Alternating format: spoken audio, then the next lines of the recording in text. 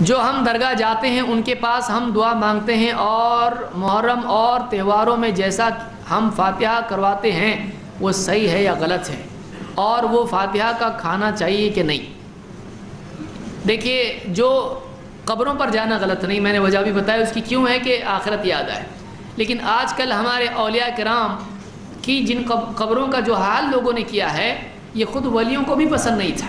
اس کو اتنی زیادہ رونق دینا، اتنی بڑی عمارتیں اس پر تعمیر کرنا، اس پہ قوالیاں گانے بجانے کرنا، اور اس پہ بے پردہ عورتوں کا جانا، اور اس طرح کی جتنی خرافات آج ہوتی ہیں، اولیاء نے یہ نہیں سکھایا ہے۔ اگر آج وہ ہوتے تو منع کرتے ہیں، اگر آج ہوتے تو منع کرتے ہیں۔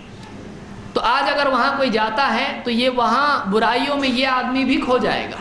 اس لیے ایسے آدمی کو چاہیے کہ وہ دور ہی سے ان کے لیے اللہ سے درجات کی بلندی کی دعا کرے، کہ کہیں سے بھی کوئی آدمی دعا کرے تو اس کی دعا اللہ قبول کرتا ہے۔ ان اولیاء کے لیے اس کو چاہیے کہ وہ دعا کرے کہ اللہ ان کو اور اونچے مرتبے تو عطا فرما، ان کے اوپر اور اپنی رحمت نازل فرمائے۔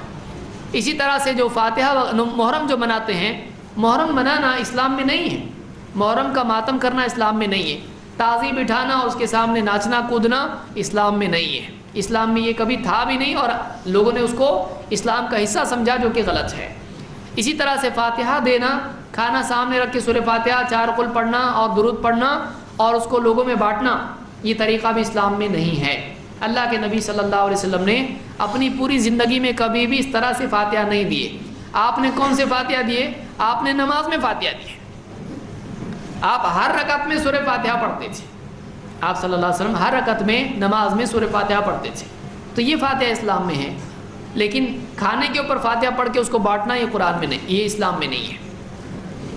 اگر کوئی ایسے فاتحہ کا کھانا دیتا ہے تو 2 صورتیں ہیں، ایک یہ کہ وہ اللہ کے نام سے ہے، اور ایک یہ ہے کہ وہ کسی بزرگ کے نام سے ہو۔